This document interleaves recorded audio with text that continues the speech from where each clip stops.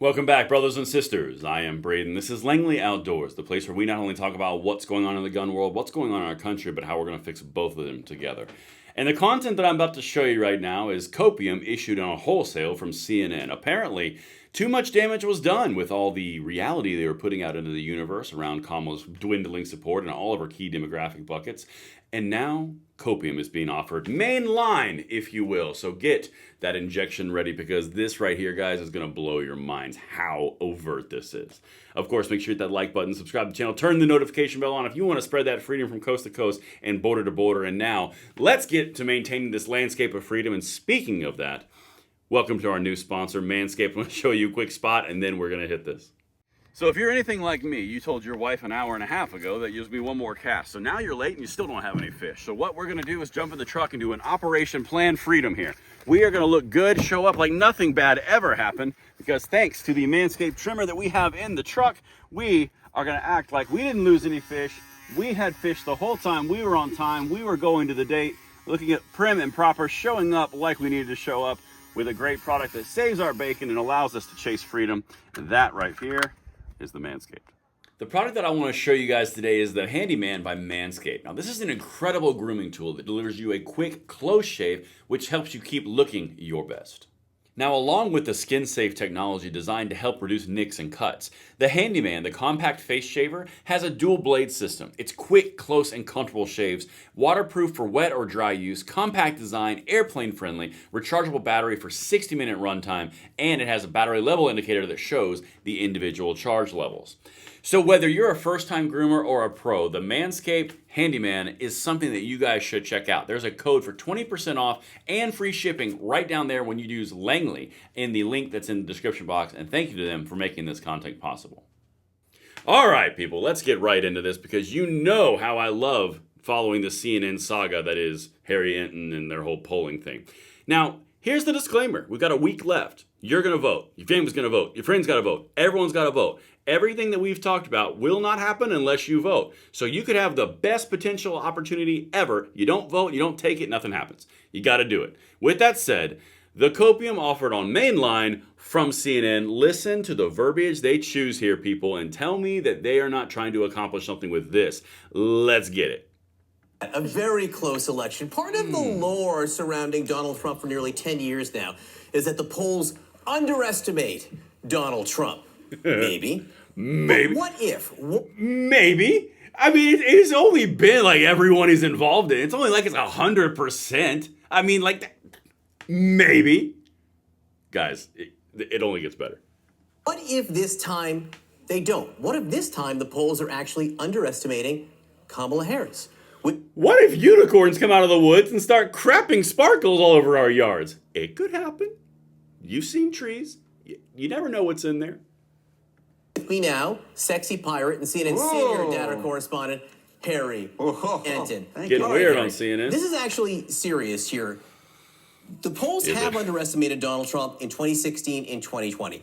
Any precedent for it happening 3 times in a row? It's the great question, John. Is there any precedent that the polls will underestimate Donald Trump once again? Because that's all we hear about. Oh, Donald Trump's going to outperform his polls. So I went back and checked out whether or not a party outran the polls 3 presidential election cycles in a row in the key battleground states.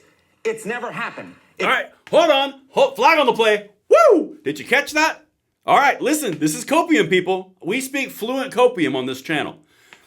He just asked, has there ever been a precedent where a presidential candidate has outperformed his polling 3 cycles in a row? Well, there hasn't really been a presidential candidate that does that. So what did Harry Enton do? Yeah, he said a party. He didn't say Donald Trump, which was the setup of the premise. He said a party. So now it's shifted from Donald Trump, the individual, of which the whole point was it's a maybe. Now it's the party. Very important distinction. Let's keep going. It's never happened. 0 times. 0 times since 1972. So if the polls are going to underestimate Donald Trump once again, that would be historically unprecedented. Now, do you hear that? Now back to Donald Trump. Started with Donald Trump, went to the party, now you're back on Donald Trump. It would be historically unprecedented. Guys, they are doing this for a reason. Nothing's on accident. All right, let's keep going. Maybe you want to make the argument that Donald Trump himself is historically unprecedented, but what normally happens is the pollsters catch on, hey, we're underestimating, we're not taking into account some part of the electorate. They make adjustments, and I think that helps to explain why we have never seen that the same party has been underestimated 3 times in a row in presidential elections, at least over the last 52 years. Hey, Harry, And now we're back to party. See that? Donald Trump party, Donald Trump party. They're not keeping the consistency. All right? This next one is so damning, it's insane. Bear with me on this, because what he's about to go into now is mind-boggling. seeing other evidence here that a polling miss, as we'll call it, wouldn't necessarily even benefit Trump as much this time. Yeah, so, if we went back to 2020, right, all the polls, Pennsylvania, Wisconsin, Michigan, those 3 key Great Lake battleground states, they favored Trump by a wide margin, but there was this group of pollsters that actually had Trump out ahead. And indeed, Donald Trump's best polls in 2020 were 8 points better than the poll averages in those states. So there was this idea, this universe, hey, maybe the averages are really underestimating Donald Trump. This time around, the question that I had was, are there still these polls that may indicate that the averages are really underestimating Donald Trump? This time around, there's really not the evidence for it. The best polls for Trump actually only have him running about 3 points ahead of the polling average in the key Great Lake battleground states versus the 8 last time around. So last time around, there was this group of pollsters that said, hey, wait a minute, the polling average may be underestimating Donald Trump. This time around, John, they simply put, do not exist. And one little last... Hold the phone. Some of you might be asking, that doesn't make sense. Well, there's 2 things I'd like to point out. One, they only covered 2 of the 3 elections that Donald Trump has been in. They didn't do 2016 when everything was abysmally bad for the polling. So there, of course, that. Just saying, this is meant to assuage the fears of the Democrats. That is exactly what this is. But now, let's go on to the other elephant in the room. Guys, this is crazy. 2020, they were 8 points better than polling averages. So, that was obviously a big miss. But in 2024, they're only ahead by 3. Another flag on the play, 10 yards for misinformation. If you have a 3-point better average, and your whole argument is it's worse than 8, you're still going to get smoked. 3 points in the battleground states, or the Rust Belt states, as he's alluding to, is a washout for Kamala Harris. Destruction on an unprecedented scale. They are literally highlighting the differences between the, oh my God, what happened? I'm moving from the country, to, oh my God, I hate everyone. Literally, that's what they're talking about. From 8 to 3, they're both still winning. All right, let's continue. I got a little squeaky. CNN makes me do that sometimes. Thing, I'll note that those polls that really underestimated Donald Trump were still too good for Donald Trump. The polls that indicated that the polling average was underestimating Donald Trump. So I wouldn't be surprised if even this is indicating, hey, wait a minute, these polls that suggest that Trump will do better than the average are actually too good for Trump. Interesting way to look at it. And of course, we talked about 2016, 2020. We have had a big election since then. That's exactly right. So, if the idea is that maybe the pollsters have, in fact, been making adjustments, you might have seen it in 2022. And what did we see in 2022 in Michigan, Pennsylvania, and Wisconsin? Well, it turns out that the average poll in those states actually underestimated Democrats by 4 points. It underestimated Democrats by 4 points. And I want to apply that to the electoral map, because if it turns out that the polls underestimate Donald Trump, or underestimated the Democrats, like they did in 2022, what happens? Well, Kamala Harris wins a sweep because she wins all these Great Lake battleground states. She wins down in the Southeast, and she wins down in the Southwest, and she gets the 319 electoral votes. The bottom line is this, dear audience and Mr. Berman. I think a lot of folks are sort of counting in that Donald Trump will, in fact, be underestimated by the polls. But when I'm looking at the evidence, I think you got to hold on a second. Maybe that'll happen. Maybe it'll happen. But I think that there are folks who are underestimating the idea that maybe Kamala Harris will be underestimated by the polls at least a week out. Okay. All right.